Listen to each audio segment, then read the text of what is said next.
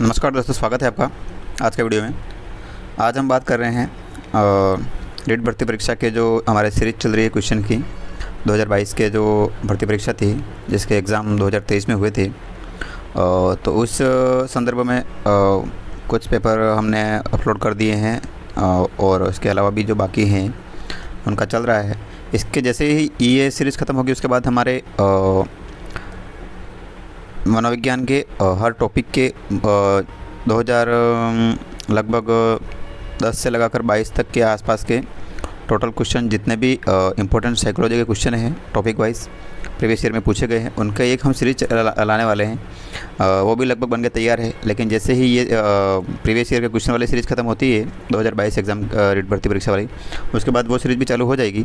तो आप वीडियो में बने रहिएगा और हमारे चैनल को सब्सक्राइब कर ज़रूर दीजिएगा। तो दोस्तों शुरू करते हैं। आज का जो हमारा पेपर है वो है रीट भर्ती परीक्षा 2022 जिसका पेपर हुआ था 26 तारीख को 26 फरवरी 2023 को हिंदी का, और L2 का पेपर हुआ था। तो इसके हम बात करें, शुरू करते हैं। इसका जो हमारा पहला क्वेश्चन है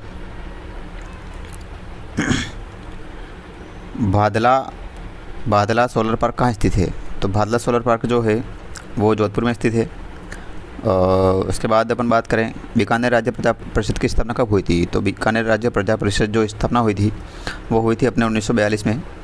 और इसके बाद नेक्स्ट जो हमारा क्वेश्चन है हर रो हिंडोलो कद गायो जावे।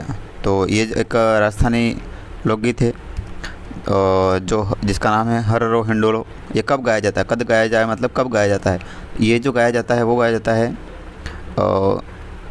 किसी की मृत्यु हो जाती है तो किसी की मृत्यु के ऊपर ये जो लोग गीत है वो गाया जाता है। उसके बाद अपन नेक्स्ट बात करें क्वेश्चन नंबर 4 की। तो नरमा किस फसल की किस्म है। नरमा जो फसल है वो किसकी किस्म है। तो ये जो नरमा फसल होती है वो होती है हमारे कपास की किस्म होती है एक प्रकार की। ठीक है दोस्तों। इसके बाद अपन नेक्स्ट बात करें क्वेश्चन नंबर 5 की। तो बोल भारमली रत्नाकार है। बोल भारमली के रचनाकार कौन है। तो इसके रचनाकार जो है वो सत्य प्रकाश जी हैं। उसके बाद नेक्स्ट क्वेश्चन हमारा क्वेश्चन नंबर 6। कृषि विभाग राजस्थान के मृदा वर्गीकरण के अनुसार जिप्सीफेरस मृदा पाई जाती है। तो जिप्सीफेरस मृदा जो होती है वो कहाँ पाई जाती है। तो ये जो जिप्सी का मतलब याद रखो बीकानेर से सीधा, ठीक है। जिप्सी ज़्यादातर बीकानेर और जैसलमेर में भाई रेतीले स्थानों में चलती है, तो जिप्सी कहाँ बीकानेर में, ठीक है दोस्तों। उसके बाद अपन नेक्स्ट बात करें क्वेश्चन नंबर 7वां जो हमारा है वह नदी जो वन की आशा के नाम से जानी जाती है। तो वन की आशा जिसको अपन वर्णाशा भी कहते हैं वो कौन सी है। बनास नदी होगी। वन की आशा वर्णाशा नदी जो होती है वो हमारी बनास नदी कहलाएगी। उसके बाद नेक्स्ट क्वेश्चन हमारा क्वेश्चन नंबर 8। राजस्थानी काव्य में डांखड़ा नावसु नवो काव्य रूप चलायन घना चावा हुआ। तो मतलब क्या है, ये काव्य किसने लिखा है इसके बारे में कहा गया है डांखड़ा। तो ये जो है हमारा मोहन आलोक के द्वारा कहा गया राजस्थानी काव्य भाषा में। उसके बाद अपन बात करें अगला क्वेश्चन हमारा क्वेश्चन नंबर 9। हरियाली अमावस्या का पर्व किस माह में मनाया जाता है। तो हरियाली अमावस्या लगभग अपन सबको ध्यान होगा, ये लगभग जो होती है वो होती है हमारी श्रावण अमावस्या में। उसके बाद अपन बात करें नेक्स्ट क्वेश्चन हमारा क्वेश्चन नंबर 10। तो प्रसिद्ध चित्रकार साहिब राम किस चित्रकला शैली से संबंधित है। तो साहिब राम जो है वो है जयपुर से चित्र शैली से संबंधित है। साहिब जो है वो जयपुर के होते थे, तो जयपुर का जो है वो जयपुर चित्रकारी से भी आप इसको डायरेक्ट ऐसे याद रख सकते हैं कि भाई जो राजस्थान की राजनीति है वो जयपुर है। तो मतलब जो साहब बैठते हैं वो सारे कहाँ बैठते हैं, जयपुर बैठते हैं। तो साहिब राम किससे संबंधित थे, जयपुर से संबंधित है, ठीक है दोस्तों। उसके बाद हम बात करें क्वेश्चन नंबर 11 की। तो क्वेश्चन नंबर 11 जो हमारा है राजस्थान में स्त्रियों द्वारा लहरिया किस अवसर पर गाया जाता है। लहरिया जो गीत गाया जाता है वो लहरिया गीत गाया जाता है सावणी तीज पर, ठीक है दोस्तों। इसके बाद अपन बात करें क्वेश्चन नंबर 12 की। वर्ष 2011 की जनगणना अनुसार राजस्थान में वह जिला जहां शहरी जनसंख्या राज्य में सर्वाधिक रही है। तो 2011 की जनगणना के अनुसार शहरी जनसंख्या सबसे ज़्यादा कहाँ पे थी, वो जो थी वो कोटा की थी। उसके बाद अपन बात करें क्वेश्चन नंबर 13 हमारा जो है क्वेश्चन नंबर 13 जो कह रहा है हमारा कीर्ण संतरी वाणिया रो सगरे अभरे वाणी अणभे वाणी रे नाव शू जाना जावे। मतलब किस संत की वाणी को अणभे वाणी के नाम से जाना जाता है, ये कह रहा है इस क्वेश्चन में। तो ये जो है वो रामचरण जी की वाणियाँ जो हैं उनको अणभे वाणी के रूप में जाना जाता है। उसके बाद क्वेश्चन नंबर 14 की बात करें, एक जैसे 9 महल किस किले में बने हुए हैं? एक जैसे 9 महल जो बने हुए हैं, जो वो नाहरगढ़ के किले में बने हुए हैं। नाहरगढ़ जयपुर में जो किला है उसके अंदर एक जैसे 9 महल बने हुए हैं। उसके बाद अपन बात करें तो जून में सितंबर माह में वर्षा में अधिकतम भिन्नता किस जिले में होती है? तो वो होती है हमारी जैसलमेर में। उसके बाद अपन बात करें नेक्स्ट क्वेश्चन नंबर हमारा 16वां जो क्वेश्चन है हमारा, राजस्थान के किस क्षेत्र में रम्मत सबसे अधिक प्रसिद्ध है? तो रम्मत कहाँ प्रसिद्ध है? रम्मत बीकानेर प्रसिद्ध है। उसके बाद हम बात करें क्वेश्चन नंबर 17 की, तो निम्नलिखित में से राजस्थान के किस जिले में ISFR 2021 के अनुसार वन क्षेत्र सर्वाधिक है? तो सबसे ज़्यादा वन सर्वाधिक जो है अभी लेटेस्ट जो 2021 के वो है रिपोर्ट फॉरेस्ट सर्वे रिपोर्ट, उसके अकॉर्डिंग तो ये जो है हमारे उदयपुर के वन सबसे ज़्यादा हैं। उसके बाद अपन बात करें क्वेश्चन नंबर 18 की, राजस्थान में 1857 की क्रांति कहाँ से हुई थी? तो ये तो सबको याद ही होगा, ये जो हुई थी नसीराबाद छावनी से स्टार्ट हुआ था। और जो हमारा 19वां क्वेश्चन है इसके बाद नेक्स्ट,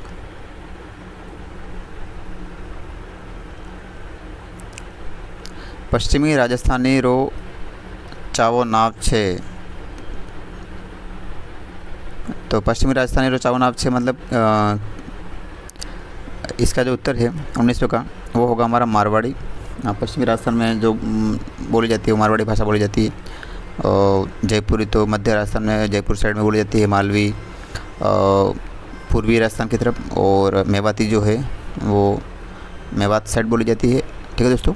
उसके बाद अपन बात करें क्वेश्चन नंबर हमारा 20 जो है, और 20वां क्वेश्चन जो कह रहा है कि भरतपुर प्रजामंडल कहाँ किया गया था? तो रेवाड़ी में किया गया था। भरतपुर प्रजामंडल की स्थापना भरतपुर में नहीं होकर रेवाड़ी में की गई थी। ठीक है दोस्तों। इसके बाद अपन बात करें क्वेश्चन नंबर 21 की, तो निम्नलिखित में से राजस्थान में जायद की फसल की सही अवधि कौन सी है? तो जायद की जो फसल होती है उसकी जो अवधि होती है वो मार्च से जून होती है। ठीक है दोस्तों। इसके बाद अपन बात करें क्वेश्चन नंबर 22 की,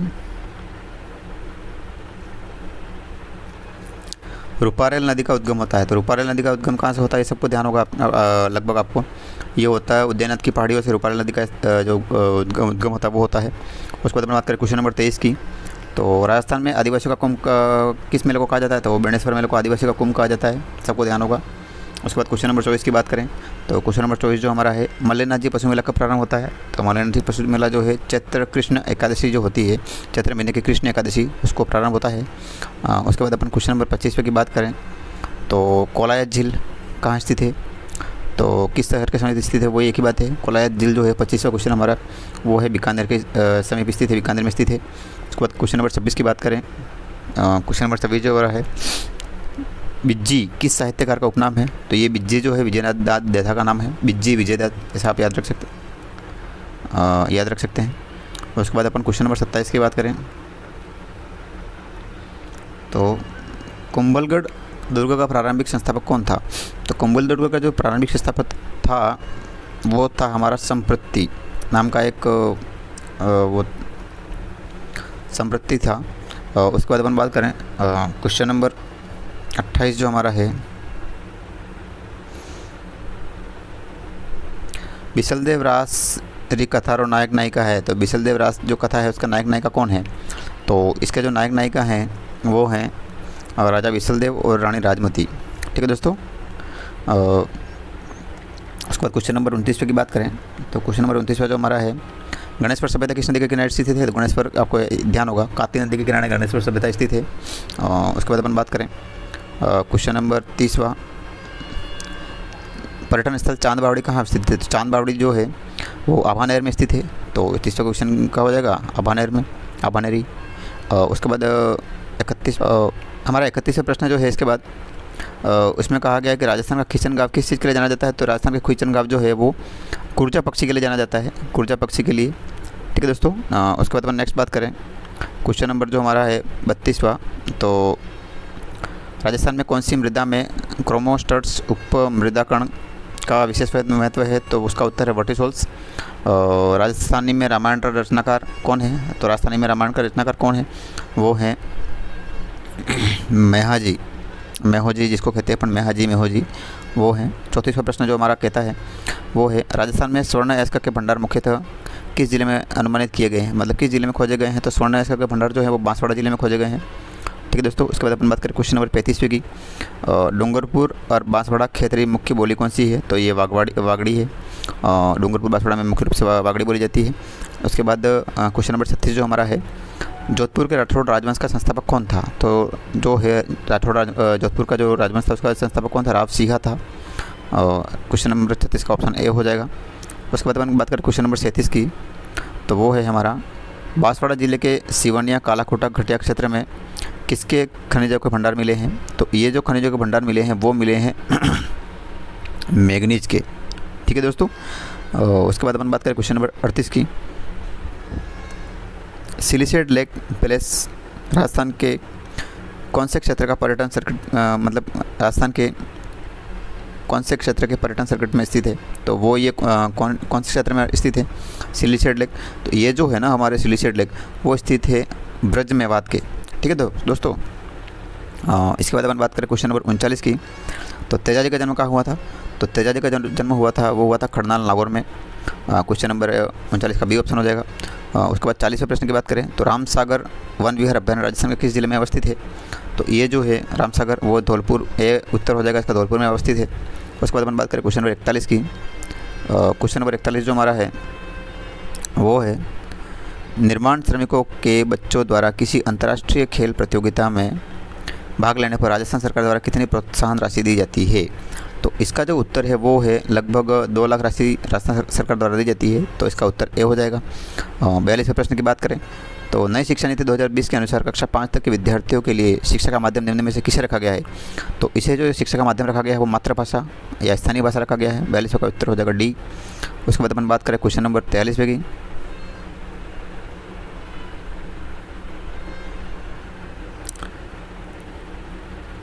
प्रारंभिक शिक्षा से तात्पर्य कौन से कक्षा की शिक्षा से है? तो प्रारंभिक शिक्षा जो एलिमेंट्री जो एजुकेशन कहलाती है वो कहलाती है 1 से 8 कहलाती है, और 1 से 5 ना होकर 1 से 8 इसका उत्तर है। उसके बाद अपन बात करें क्वेश्चन नंबर 44 की। तो विश्वामित्र दादिच किस क्षेत्र में अपने योगदान के लिए प्रसिद्ध हैं? तो विश्वामित्र दादिच जो है वो साहित्य के क्षेत्र में अपने योगदान के लिए प्रसिद्ध है। क्वेश्चन नंबर 45 की बात करें तो 45वां क्वेश्चन जो हमारा है, कोठारी आयोग के अध्यक्ष कौन थे? तो कोठारी आयोग के अध्यक्ष जो थे वो थे दातार सिंह। ठीक है दोस्तों, 45वां का सी हो जाएगा। उसके बाद 46वें क्वेश्चन की बात करें तो 46वां क्वेश्चन जो हमारा है, भारत और फ्रांस के मध्य एक संयुक्त वायुसेना अभ्यास जिसे मतलब किस नाम से जाना जाता है, जो कि 26 अक्टूबर 2022 से जोधपुर में आयोजित किया गया। तो ये जो था इसका जो नाम था वो था गरुड़ अभ्यास के नाम से वायुसेना अभ्यास किया गया था भारत और फ्रांस के बीच में। तो 46वें का उत्तर का हमारा हो जाएगा वो डी हो जाएगा। उसके बाद अपन 47 प्रश्न की बात करें तो निम्नलिखित में से कौन सा एशियाई विकास बैंक द्वारा वित्त पोषित नहीं है? तो इसका जो उत्तर है 47वें का वो है डी, राजस्थान राज्य राजमार्ग विकास कार्यक्रम फेज़ 2। ठीक है दोस्तों, इसके बाद अपन बात करें क्वेश्चन नंबर 48 की। तो 48वां क्वेश्चन जो है, राजस्थान में मुख्यमंत्री निःशुल्क जांच योजना कब से आरंभ की गई? तो ये की गई थी 7 अप्रैल 2013 से। 48वां का सी हो जाएगा। फिर 49वें प्रश्न की बात करें तो 49वां जो हमारा प्रश्न है मिलान करने के लिए है, राजस्थान के प्रतीक चिन्ह और उनके वैज्ञानिक नाम से मिलान करना है। तो ये जो है वो है हमारे, इसको और झूम कर देते हैं अपन, फूल, जो भी राजस्थान का राज्य पुष्प या फूल जो है उसका वैज्ञानिक नाम क्या है? तो इसका जो वैज्ञानिक नाम है वो टिकोमेंडा अंडुलेटा है। और पशु जो है जिसको राज्य पशु जो होता है वो अपने ऊँट है।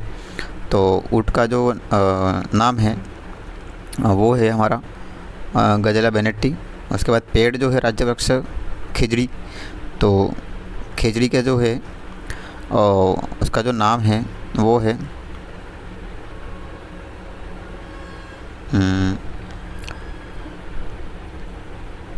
प्रोसोसिप्स सिनेरेरिया। उसके बाद पक्षी की बात करें तो राज्य पक्षी जो है उसका नाम है आर्डियोटिस नाइग्रीसेप्स। ठीक है दोस्तों। और अपन जो ये हैं इनकी अपन बात करें तो राजस्थान का राज्य पुष्प जो होता है वो रोहिड़ा होता है। राज्य पशु जो होता है वो होता है ऊँट। उसके बाद राज्य वृक्ष तो आपको पता ही है खेजड़ी। और जो राज्य पशु है उसका आपको ध्यान नहीं होगा, ऊँट के अलावा एक और है जो चिंकारा कहते हैं अपन इसको। और जो राज्य पक्षी है राजस्थान का वो कहलाता है हमारा गोडावण, जिसको अपन ग्रेट इंडियन बस्ट भी कहते हैं। ठीक है दोस्तों। तो इस प्रकार से जो अपना मैच हो रहा है ये हमारा ऑप्शन हो जाएगा बी। उसके बाद अपन बात करें क्वेश्चन नंबर नेक्स्ट हमारा 50वां। तो 50वां क्वेश्चन जो है वो है संगीत नाटक अकादमी ने सरताज नारायण माथुर को किस क्षेत्र में योगदान के लिए पुरस्कृत किया है। तो ये जो है रंगमंच में अभिनय के लिए इनको पुरस्कृत किया गया है। उसके बाद क्वेश्चन नंबर 51 की बात करें तो केंद्रीय माध्यमिक शिक्षा बोर्ड CBSE जिसको अपन कहते हैं की स्थापना कब की गई थी। तो ये CBSE की जो स्थापना हुई है वो हुई है 1952 में। ठीक है दोस्तों। 51 का ये हो जाएगा। उसके बाद 52वें प्रश्न की बात करें तो 52वां प्रश्न जो है हमारा है हवा महल की तीसरी मंजिल का क्या नाम है। तो उसका जो नाम है वो शरद मंदिर नाम है। और उसके बाद नेक्स्ट हमारा 53वां क्वेश्चन की बात करें निम्नलिखित में से कौन सा सम्मिलित नहीं है मैच करने के लिए कहा गया है। तो 53वां क्वेश्चन का जो उत्तर होगा है हमारा वो है हजमत कमरुद्दीन शाह की दरगाह जो है वो नागौर में नहीं है। इसका उत्तर डी हो जाएगा। उसके बाद हम क्वेश्चन नंबर 54 की बात करें तो स्वतंत्रता सेनानी केसरी सिंह बारट की पैनोरमा कहाँ बनेगी। तो इनकी जो पैनोरमा बनने वाली है वो है शाहपुरा भीलवाड़ा में। उसके बाद अपन बात करें क्वेश्चन नंबर 55 की तो 25% आरक्षित सीटों में से कितने प्रतिशत आरक्षित सीट जो है अनुसूचित जाति व जनजाति के अतिरिक्त असुविधाग्रस्त समूह वर्ग के बच्चों के लिए आरक्षित की गई है। तो ये जो है इसका उत्तर है हमारा डी। 16% जो सीटें हैं वो इनके लिए रिजर्व की गई हैं। 55वें का उत्तर डी हो जाएगा। उसके बाद 56वें प्रश्न की बात करें तो 56वें प्रश्न का उत्तर जो है हमारा भारतीय संविधान का कौन सा अनुच्छेद राज्य की कार्यपालिका शक्ति के बारे में बताता है। तो 154वां अनुच्छेद जो है वो बताता है। उसके बाद क्वेश्चन नंबर 57 की बात करें तो क्वेश्चन नंबर 57 जो हमारा है कौन सी योजना है जो मेधावी छात्रा स्कूटी योजना राजस्थान में शिक्षा को सशक्त कर रही है। तो ये जो योजना है वो है कालीबाई भील वाली। ठीक है दोस्तों। उसके बाद ये कालीबाई भील है। दूसरा इसका नाम है देवनारायण स्कूटी योजना। तो इसमें जो कालीबाई ऑप्शन दिया है तो कालीबाई ही आएगा। उसके बाद अपन बात करें क्वेश्चन नंबर 59 की 58 की तो निम्नलिखित में से किसे एथलेटिक्स श्रेणी में प्रथम महाराणा प्रताप पुरस्कार 1982-83 से सम्मानित किया गया था। तो ये जो उत्तर है वो है डॉक्टर राजेंद्र प्रसाद समरा को। उसके बाद राजेंद्र प्रसाद समरा को। उसके बाद 59वें प्रश्न की अपन बात करें तो वो है हमारा ceramic electrical research and development centre कहाँ स्थित है। तो ये जो है सिरेमिक वाला रिसर्च सेंटर वो है बीकानेर में। ठीक है दोस्तों। उसके बाद 60वें प्रश्न की बात करें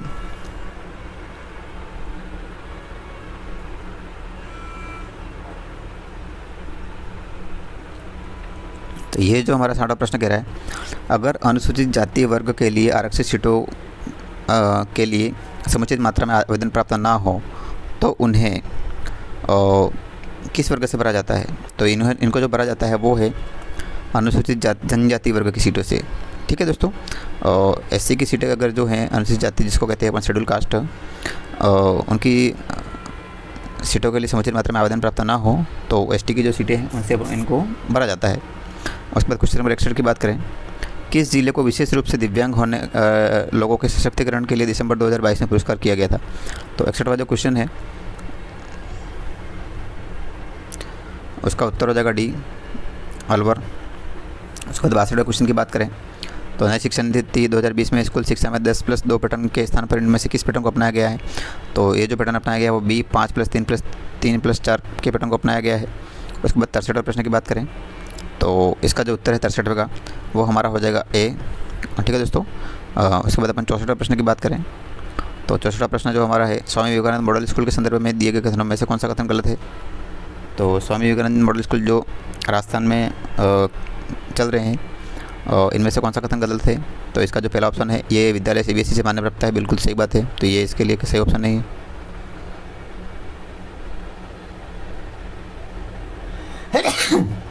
फिर नेक्स्ट बी, यहाँ कक्षा 6 से 12 के तक के आवासीय अंग्रेजी माध्यम के विद्यालय हैं, और ये जो है ये आवासीय विद्यालय नहीं है। ठीक है दोस्तों, अंग्रेजी माध्यम तो है लेकिन आवासीय विद्यालय नहीं है, और अंग्रेजी और हिंदी दोनों माध्यम में चलते हैं ये।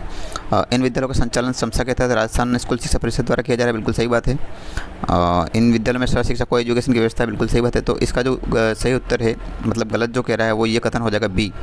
उसके बाद 65वें प्रश्न की बात करें तो 65वां प्रश्न जो हमारा है, राजस्थान के निम्नलिखित में से किस जिले में G20 अध्यक्षता की प्रथम शेरपा बैठक 2022 में आयोजित की गई थी? तो इसका जो उत्तर है वो हमारा डी, उदयपुर में हो जाएगा। उसके बाद अपन 66वें प्रश्न की बात करें तो 66वां प्रश्न जो हमारा है, निम्नलिखित में शुद्ध वाक्य का चयन कीजिए। तो इसका उत्तर डी हो जाएगा, काशी सदा से भारतीय संस्कृति का केंद्र रहा है। इसके बाद 67वें प्रश्न की बात करें, स्त्रीलिंग शब्द नहीं है, तो इसका उत्तर जो है वो चंदन स्त्रीलिंग शब्द नहीं होता है। 68वें प्रश्न की बात करें, सुमेलित करना है, तो अपन इसका डायरेक्ट उत्तर बता देता हूँ मैं आपको। इसका 68वां प्रश्न का जो उत्तर है वो सी हो जाएगा। उसके बाद 69वें प्रश्न की बात करें, संबंध बोधक अवयव प्राप्त हुआ है, तो वो कहाँ से प्राप्त इसमें हुआ, संबंध बोधक अवयव किस में प्रयुक्त हुआ है वो बताना है। तो पहला ऑप्शन जल के बिना जीवन संभव नहीं है, इसमें हुआ है, तो इसका 69 का ऑप्शन ए हो जाएगा। ठीक है दोस्तों, उसके बाद 70वें प्रश्न की बात करें तो 70वां प्रश्न जो है, निम्नलिखित में से कौन सा जातिवाचक संज्ञा में से निर्मित भाववाचक संज्ञा नहीं है? जातिवाचक निम्न में से कौन सा शब्द जातिवाचक संज्ञा से निर्मित भाववाचक संज्ञा नहीं है? तो इसका जो उत्तर है 70वें का वो हमारा हो जाएगा डी, कंजूसी। ठीक है दोस्तों, उसके बाद 71वें प्रश्न की बात करें, एरिया शब्द, एरिया जो अंग्रेजी शब्द के लिए हिंदी परिभाषित कौन सा शब्द है? तो एरिया जो है 71वां, इसका जो हिंदी में शब्द होता है वो क्षेत्र होता है, 71 का बी हो जाएगा। ठीक है दोस्तों, उसके बाद अपन बात करें 72वें प्रश्न की। 71वें प्रश्न में दोस्तों जो बोर्ड ने आंसर माना है वो अंचल माना है, लेकिन अंचल भी हो सकता है, लेकिन क्षेत्र भी, एरिया को क्षेत्र ही कहते हैं अपन। तो ये आप देख लीजिएगा, क्योंकि बोर्ड ने अंचल माना है लेकिन क्षेत्र एरिया को कहा जाता है। अब अंचल को हिंदी में, इंग्लिश में क्या कहते हैं वो मुझे आइडिया नहीं है। तो अगर अपन बोर्ड के हिसाब से माने तो 71 का सही ऑप्शन जो बोर्ड ने माना है वो है हमारा यही ऑप्शन। उसके बाद अपन 72वें प्रश्न की बात करें तो 72वां प्रश्न जो है, मतेक के शब्द का सही संधि विच्छेद होगा। तो मतेक के शब्द का जो सही संधि विच्छेद होता है वो होता है मतधन ऐक्य, सी हो जाएगा। फिर 73वें शब्द की बात करें तो फारसी शब्द और कौन सा नहीं है? तो इलाज जो है वो फारसी शब्द नहीं है, इसका सी ऑप्शन हो जाएगा। 74वां प्रश्न, वर्तन की दृष्टि से अशुद्ध शब्द कौन सा है? सोडा जो है, डी ऑप्शन हमारा वो अशुद्ध शब्द है। उसके बाद 74वां प्रश्न, निम्नलिखित में से भाषा की लघुत्तम लिखित इकाई कौन सी है? तो ये जो है ध्वनि, ये नहीं है, पद भी नहीं है, शब्द भी नहीं है। वर्ण जो है वो सबसे लघुत्तम इकाई होती है, भाषा की सबसे छोटी इकाई होती है। उसके बाद अपन क्वेश्चन नंबर 76 की बात करें, निम्नलिखित में से क्रिया के विषय में कौन सा कथन गलत है? तो ये जो उत्तर है वो हो जाएगा बी, क्रिया एक अविकारी शब्द है। उसके बाद 77वें प्रश्न की बात करें, निम्नलिखित में से योग रूढ़ शब्द का उदाहरण कौन सा है? तो योग रूढ़ शब्द का जो उदाहरण है वो है एकदंत। 78वें प्रश्न की बात करें, अपठित गद्यांश को पढ़कर उत्तर देना है। तो अपन सीधे मैं प्रश्न पे जाता हूँ। इसके प्रश्न जो कह रहा है 78वें का, भारत का अंगना कब तक मुस्कुराए? तो इसका जो उत्तर है वो जीवन भर, इसका उत्तर हो जाएगा बी, उत्तर हो जाएगा 78वें का, जीवन भर भारत का अंगना मुस्कुराएगा। 79वां जो प्रश्न है वो हमारा कह रहा है, निम्नलिखित में से किस युग्म में विलोम शब्द का सही प्रयोग नहीं है? तो गर्ल, विश, ये सही युग्म नहीं है। 80वां प्रश्न जो हो जाएगा हमारा, लक्षणा शब्द तक शक्ति के कौन से भेद हैं? तो ये इसका 80वें का ए हो जाएगा, रूढ़ा और प्रयोजनवर्ती। ठीक है दोस्तों, इस प्रकार से हमारे 80 प्रश्न हो गए हैं। 81 प्रश्न की अपन बात करते हैं।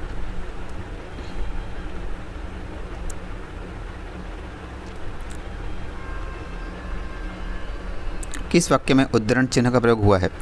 तो 81 जो कह रहा है उसका जो उत्तर है हमारा, कामयानी जयशंकर प्रसाद की सर्वश्रेष्ठ कृति है, ये इसका उत्तर हो जाएगा। 82वें प्रश्न की बात करें, वह आम को खा रहा है, वाक्य में अशुद्धि कौन सी है? तो इस वाक्य में जो अशुद्धि है वो कारक संबंधी अशुद्धि है। ठीक है, उसके बाद अपन बात करें 83वां प्रश्न, वर्तन की दृष्टि से कौन से शब्द में सभी शब्द अशुद्ध हैं? तो ये जो है इसका मैं आंसू, खंबा, निशंग, ये तो सही लग रहे हैं मुझे, सही है ये तो इसके लिए हमारे ये वो हो जाएगा, मतलब ये सभी शब्द अशुद्ध हैं, इसमें अशुद्ध है ये आंसू, खंबा, निशंक शब्द अशुद्ध लग रहा है मुझे। उसके बाद अपन बात करें 83 का जो बी ऑप्शन है वृद्धि, सही लिखा हुआ है। योद्धा भी सही लिखा हुआ है। सामर्थ्य भी सही लिखा हुआ है। तो बी 83 का हमारा जो है बी ऑप्शन हो जाएगा। उसके बाद अपन बात करें 84 क्वेश्चन नंबर की, अंतस्थ व्यंजन में संधि नहीं, अंतस्थ व्यंजन नहीं है। तो अंतस्थ व्यंजन कौन सा नहीं होता है? वो जो है य ल तो होते हैं, ब नहीं होता है। ठीक है दोस्तों। उसके बाद अपन बात करें 85 क्वेश्चन, निम्नलिखित में से किस विकल्प में मुहावरा और उसका अर्थ सुमेलित नहीं है? तो ये जो है वो है अंगारों पर पैर रखना, जोखिम मोल लेना, बिल्कुल सही बात है। तो इसके लिए गलत उत्तर हो गया। फिर बी ऑप्शन कलेजे पर सांप लौटना, नफरत करना, नहीं, तो इसके लिए सही उत्तर हो जाएगा। अपन अगला भी ऑप्शन देख लेते हैं, नब्ज पहचाना, स्वभाव जानना, बिल्कुल सही बात है। तो ये इसके लिए गलत है, मतलब ये सही सुमेलित है। देवता कुछ करना, घबरा जाना, तो ये भी सही बात है। उसके बाद अपन बात करें 86 की, हरकत का अनेकार्थक शब्द युग्म है। तो इसका जो उत्तर है 86 का वो है गति और चेष्टा। ठीक है दोस्तों। 87 की बात करें तो अपने से बड़ों का आदर करना उचित है, वाक्य में रेखांकित शब्द का सर्वनाम कौन सा है? तो वो निजवाचक सर्वनाम है। 88 की बात करें तो 88 एक देश से दूसरे देश में माल भेजना वाक्यांश के लिए शब्द है। तो एक देश से दूसरे देश में माल भेजने को क्या कहते हैं? अपन निर्यात कहते हैं। एक दूसरे देश से एक देश में माल मंगाते हैं, वो आयात कहलाता है। ठीक है दोस्तों। उसके बाद अपन बात करें क्वेश्चन नंबर 89 की, तो अशुद्ध शब्द कौन सा है पूछा है इसमें। तो 89 के जो प्रदर्शिनी, प्रवत्त, ददीची और ज्येष्ठ, इसमें अशुद्ध शब्द जो है वो प्रदर्शिनी है। 89 का ए ऑप्शन हो जाएगा। ठीक है दोस्तों। उसके बाद अपन बात करें 90वें क्वेश्चन की, निम्नलिखित में से जातिवाचक संज्ञा से बना भाववाचक संज्ञा शब्द कौन सा है? तो ये जो है बुढ़ापा जो है वो जातिवाचक संज्ञा से बना भाववाचक संज्ञा शब्द है। और उसके बाद 91वें प्रश्न की बात करें तो ये जो है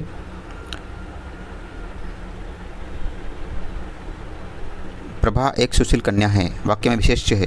तो इस वाक्य में जो विशेष्य है वो है कन्या। ठीक है दोस्तों, आपको दिख ही रहा होगा। फिर 92 क्वेश्चन, मिश्र वाक्य का उदाहरण छाटना है।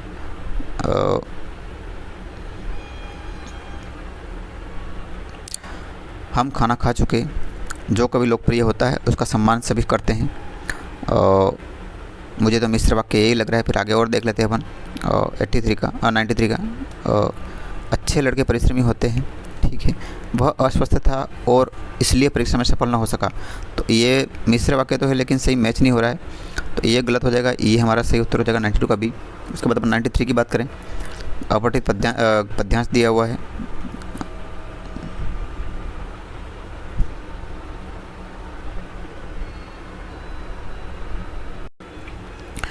तो ये जो है 30वां क्वेश्चन हमारा, 93 क्वेश्चन नंबर हमारा पद्यांश दिया है। इस पद्यांश को पढ़ के क्वेश्चन हमारे बताने हैं। तो धरती पर स्वर्ग जैसा सौंदर्य कब होता है? तो ये जो है फाल्गुन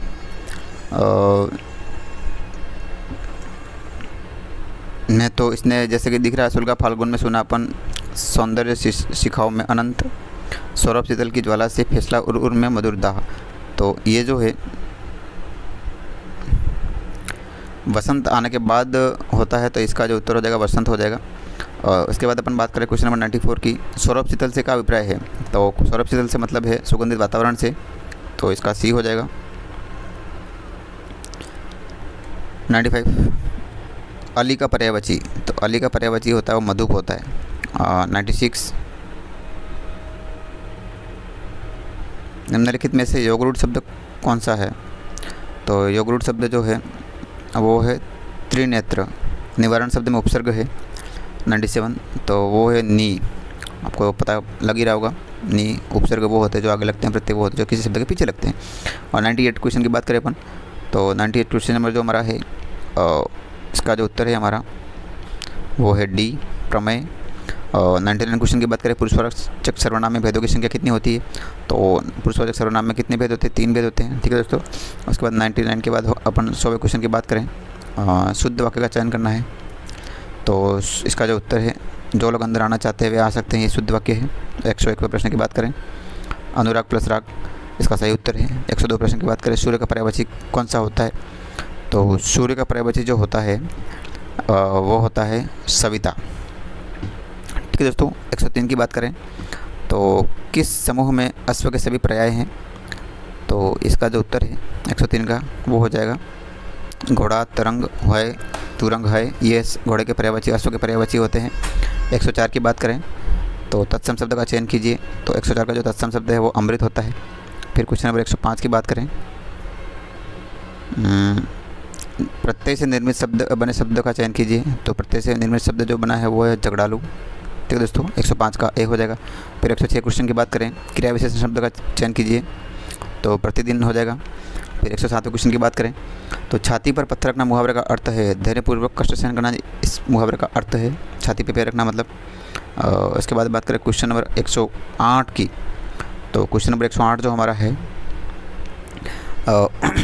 इसका जो हमारा उत्तर होगा तत्सम तद्भव का असंगत युग्म बताना है। तो वो है क्रॉस और कोण। और 109 प्रश्न की बात करें तो किस वाक्य में अकर्मक क्रिया है? तो वो अकर्मक क्रिया है वो है बच्चा रोता है, इसमें अकर्मक क्रिया है। ठीक है दोस्तों। उसके बाद अपन बात करें क्वेश्चन नंबर 110 की। तो 110 जो है, हमने एक शेर देखा, वाक्य में काल का चयन कीजिए। तो इसमें जो वाक्य में जो काल है वो भूतकाल तो है लेकिन सामान्य भूतकाल है। ठीक है दोस्तों। उसके बाद अपन बात करें क्वेश्चन नंबर 111 की। तो सोना, धतूरा, गेहूँ किस शब्द के अनेकार्थी शब्द होते हैं? तो वो होते हैं इंदु के। क्वेश्चन नंबर 111 का जो उत्तर हो जाएगा वो हमारा कनक हो जाएगा, कनक के होते हैं। उसके बाद 112 प्रश्न की बात करें, रत रति शब्द युग्म का सही अर्थ है। तो इसका जो अर्थ होता है वो है रत का मतलब होता है किसी में लीन हो जाना और रति मतलब प्रेम होता है। तो इसका जो उत्तर है वो 112 का ए हो जाएगा। और 113 प्रश्न की बात करें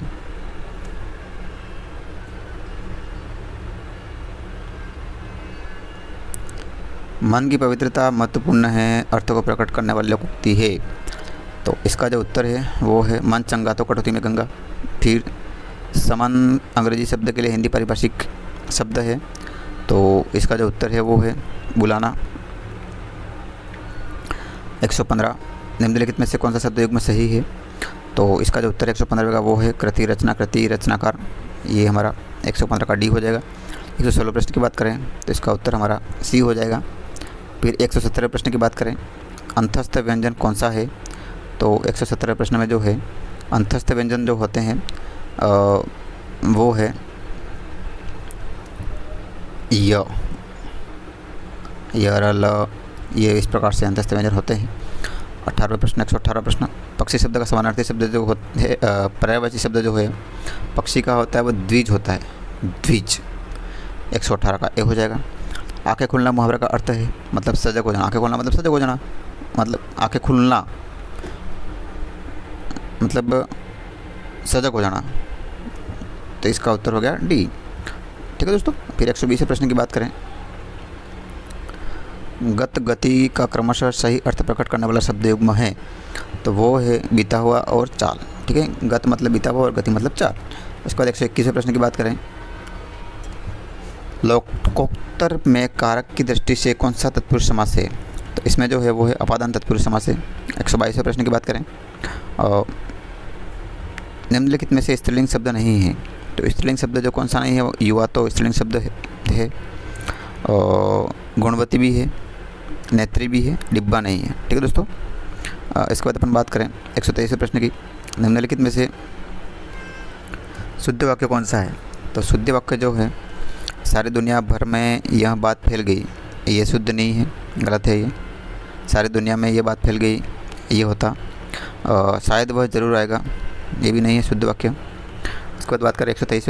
इसके बाद नेक्स्ट जो है ऑप्शन, किसी और से परामर्श लीजिए, ये मुझे थोड़ा ठीक लग रहा है। इसके बाद नेक्स्ट बात करें, सप्रमाण सहित स्पष्ट कीजिए, इसकी जगह प्रमाण सहित स्पष्ट कीजिए हो जाना चाहिए था। तो इसका जो उत्तर है वो हो जाएगा 123 का ए। इसके बाद 124 प्रश्न की बात करें, सबकी मति भ्रष्ट होना अर्थ को प्रकट करने वाला मुहावरा है।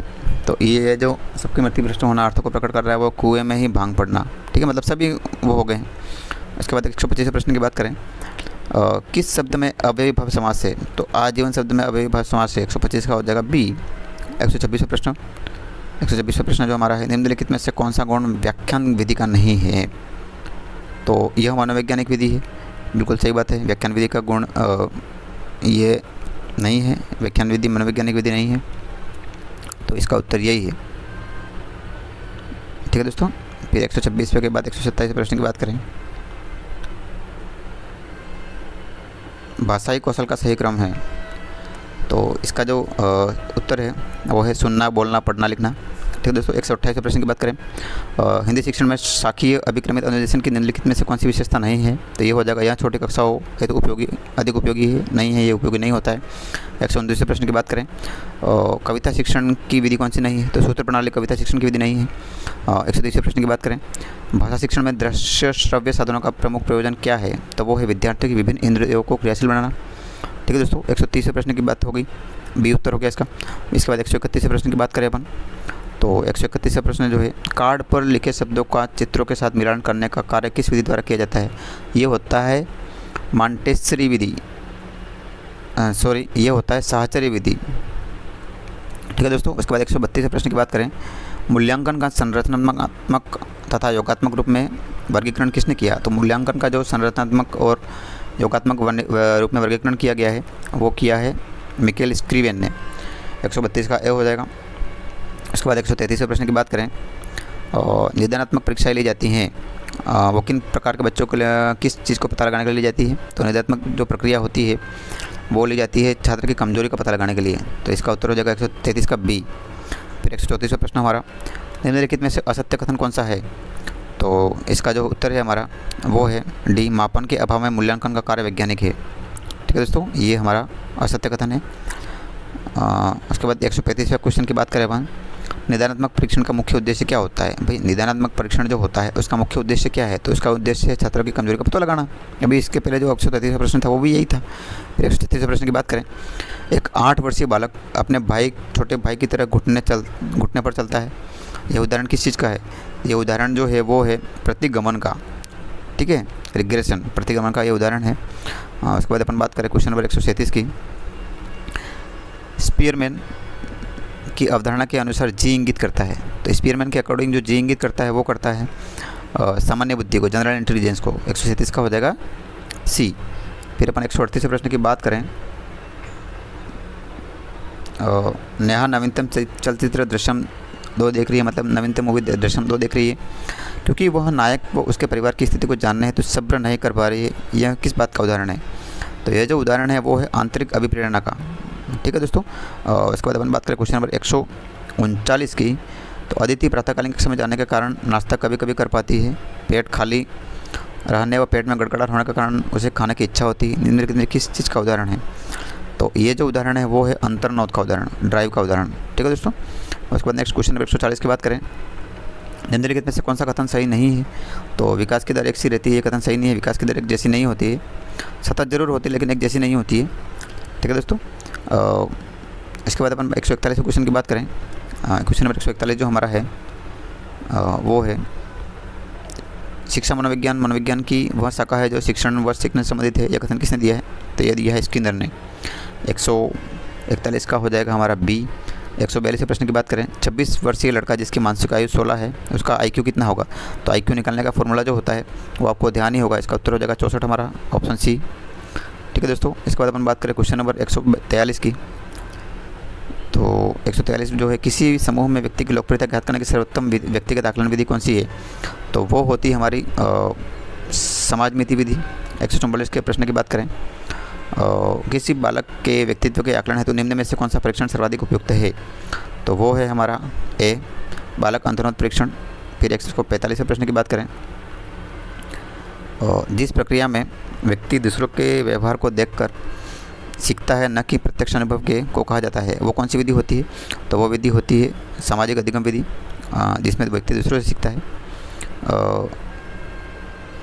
उसके बाद बात करें अनसोलिसिटेड ईमेल को क्या कहते हैं, तो अनसोलिसिटेड ईमेल जो होता है उसको कहा जाता है अपने स्पैम SMS कहा जाता है।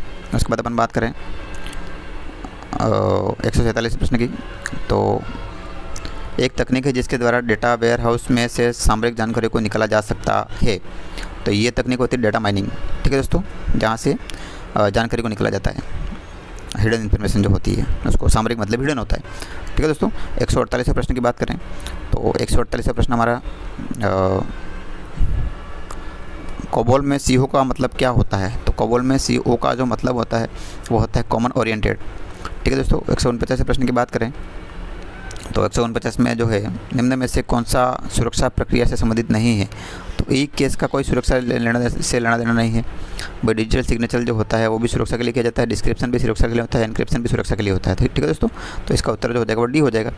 फिर 150वें प्रश्न की बात करें, गैर कानूनी प्रतिलिपि और सॉफ्टवेयर का वितरण करना कहलाता है। तो ये कहलाता है सॉफ्टवेयर पायरेसी। ठीक है दोस्तों, इस प्रकार से हमारे 150 प्रश्न पूरे हुए और ये इस आंसर की में भी कुछ ऊपर नीचे हो सकता है।